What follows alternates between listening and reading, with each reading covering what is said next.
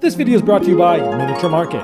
Thousands of board games, discounted prices, miniaturemarket.com. Hello my friends, it's the Game Boy Geek here. Today, it's all about art. Beautiful art that looks like painting, lots of cool different colors, some abstract ideas, but some beautiful cards. Today, we're talking about Muse. This is sort of a creative party game for 2 to 12 players. It's a team versus team play, but also has a co-op variant. I'm going to show you how to play it, and I'll see you on the other side.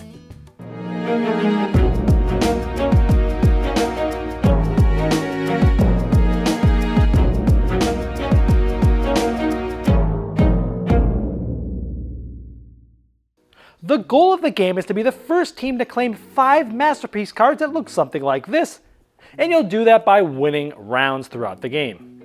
The team that has the youngest player will go first. That team will pick which player is going to be their muse. You don't have to know what that means right now. Just keep in mind who that player is for the first round.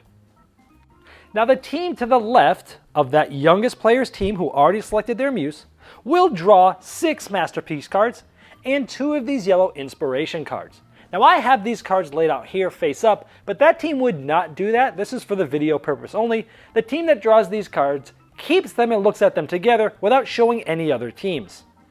And what that team is trying to do is make it very hard for the other team's muse to guess the answer. So what are you trying to do? You're going to select any one of these masterpiece cards and any one of these inspiration cards and hand that to the muse on the other team.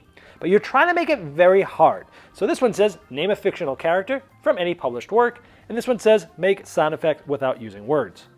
So if we selected this, any of these would be pretty easy maybe for them. For example, if we pass name a fictional character and this, that muse is going to be able to give a good clue to their team. We do not want them to get the answer. We're trying to stump them and make it hard for them. If we did this, maybe they'd say something like Stuart Little because that had like a little rat in it. If we went here, maybe they'd say, Chicken Run. If we went here, something to do with maybe Transformers.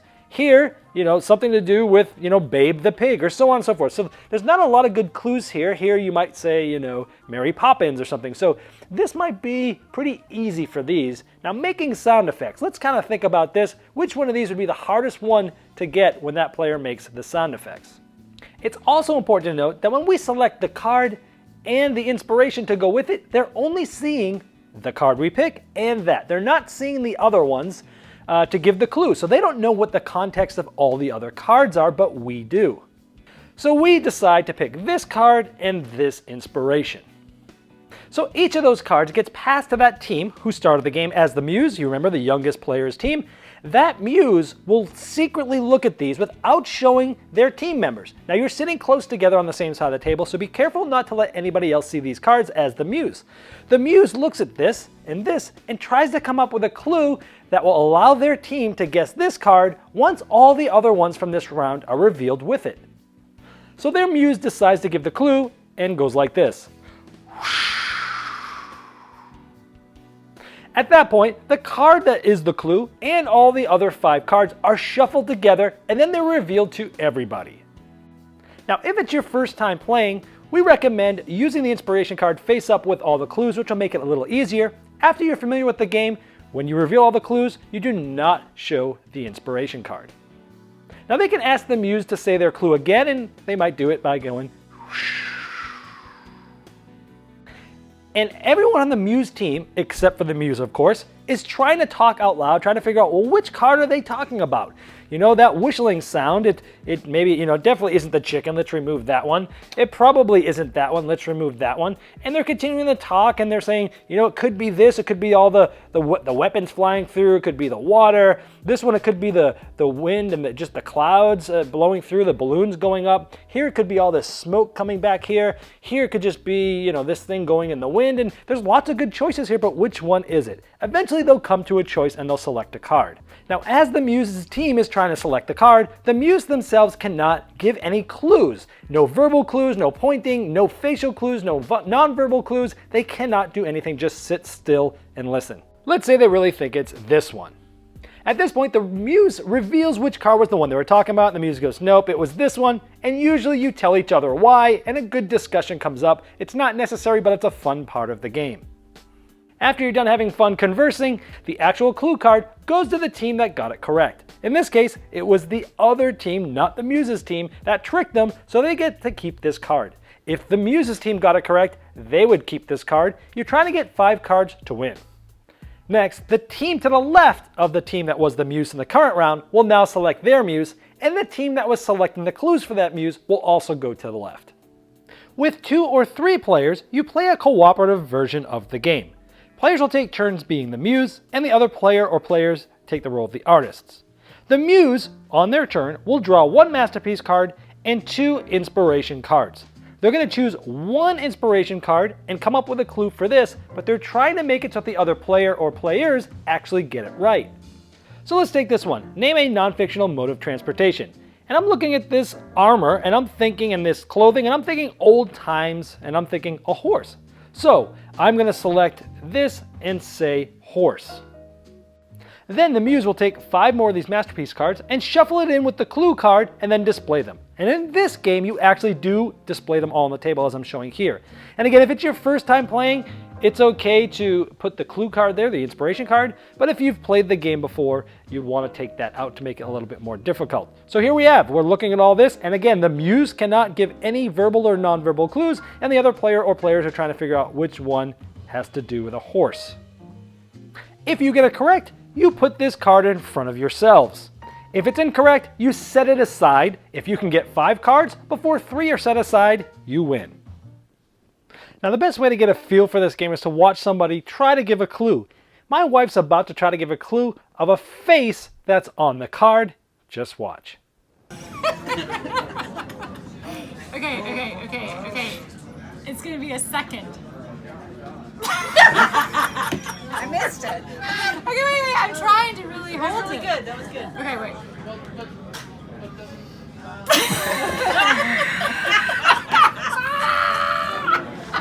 I was like sucking air inward. Well, I hope you enjoyed watching my wife Denise just kind of crack up laughing as she's trying to make a face that's on the card as we were on the Dice Tower cruise. So what do I like about this? Well, I love art. And I think the art on these cards are awesome. It's just beautiful. I love how they have sort of different themes going on within them. You know, you could look at it as a whole and just come up with one sort of concept, or you can kind of look at the details in some of the pictures and see 2 or 3 maybe different things going on that you can use for your creativity. So I just love the way the game looks. It just, you put it on the table like, ooh, it's like, ooh, those look cool. You know, I love the artwork in this game. It's a fun twist on that creative party style genre that was pretty much started by the game called Dixit, which has sort of similar style artwork and, you know, it's similar style gameplay, but this is very different. It's a very different game, and I like the twist they put on this where you're trying to pretty much stump the other team. You're working with your team together to figure out what clue to give, but then you're trying to stump the other team, and I like how it does give that creative genre a different twist. I think that both a game like this and Dixit can definitely both be in your collection at the same time, because even though they are somewhat similar in sort of artwork and style and things like that, the gameplay is different enough that it does feel like quite a different game. Now, I like when you're trying to select the cards for the Muse, and you have perfect information. So you and your teammates, you're looking at these cards and you're going, okay, here's my 2 inspiration cards, here's all the cards, the 6 cards that they're gonna get.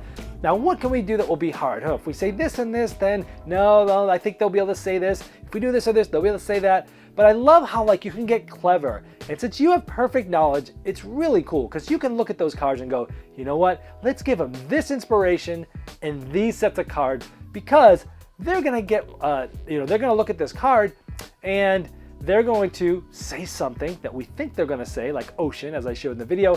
But then when they give them all the other clues, there's gonna be like 4 other cards that also look like ocean. So you can kind of purposely lead them on to thinking it's going to be an easy clue. And then they say something that's obvious that they're like, oh yeah, my team's gonna get this, and then boom, oh crap. You know, you kind of set them up for that, and it's really fun to do that. Now on the other side, creating with a clue with that limited information is also very cool because, again, you don't know what's going on. You don't know what the other cards are. You don't know, are they setting you up because they did last turn? You don't know if maybe there wasn't a really tough choice for them and they kind of just went with the hardest one. Maybe you've got an easy round coming to you, which doesn't happen often.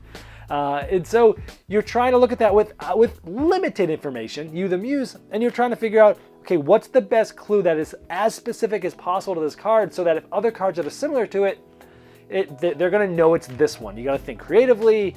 And it's just a really interesting experience to go through that. I like that the game has a lot of replayability because even though there's 84 cards in the deck, which if you play a two-team game, it'll last about a game and a half before you see every card again. But it's the replayability of those different inspiration cards. Because you can literally play with the same, I mean, you see the same cards in every one game and a half, but whenever you get the different inspiration card, it's different. You have maybe seen the police officer standing on the ball, but it might mean one thing with, you know, a furniture. I had that card on the cruise. There was sort of a police officer standing on a ball, and you know, my clue was beanbag because I had to say something about a furniture piece, and I said beanbag, and the ball resembled the beanbag. And you know, that replayability where next time it might say like a movie, and I could say, oh man, Catch Me If You Can maybe. And it's cool that like, even though you'll see the same cards when you play this many times, it's the combination of those inspiration cards that will give it its replayability. So that's cool about it. I love the co-op version. I actually like it quite a bit. My wife and I played this a lot on the Dice Tower Cruise up on the deck, and you play in a co-op both with 2 and 3, and I like it because it's sort of backwards. Like, you need to give the clue, but you only have one thing. So it's almost as if you're playing as the Muse, and you want to get it right. So it's a really interesting way to be able to play it with less than 4 players, and it still works very well. The 3-player game, it works okay if you use a stealing variant where the third team, if the Muse didn't get it, the team that wasn't in the round gets to try to steal the clue and get the points. I like it with that. Otherwise, I prefer it with the 2 teams. So 8 or less players, I'd always play it with 2 teams. More than 8, you can play with 3, but play with a stealing variant there. Any cons? Yeah, it's not everybody I played with has liked this game. Most everybody has, but some people just don't like the creative aspect, so it might be too creative for some. Some people just might not like the creative aspect of it. But also, some clues might be in a gray area, and it might debunk around. So, for example, I was playing a game where the inspiration we gave someone was a non-fiction piece of furniture, as we were just talking about, and they were looking at something, and it looked sort of like a countertop. So they gave the clue they shuffled them all up, they gave the clue, they said countertop, they flipped them all over, and everyone's like, wait a minute, is countertop really a furniture? I don't know, not really, but the clue was really good. The team got it right away. I was like, oh yeah, no problem, this totally looks like a countertop. I could see that, and they got it. But the question is that really a countertop? And the whole other team's like, a countertop's not furniture. It's like, you know, and so you can come into these times where the player says the clue, and if it's not like okay, or if it's kind of a little bit in that gray area, or if it doesn't really follow the clue, it's too late. The round's already over. They've already said it. You'd have to replay the entire round. It's almost as if like you think it's going to be in a gray area. You tell the other team, and then they can decide, is this good or not? Why? Without telling the other team, of course. So it can be a little bit of fragile there where someone can kind of sort of ruin a round by accident, really. They're just, you know, whatever. So that's the only negative. But overall, I really love the game. And it's getting a saxophone serenade because it is so unique. So here we go.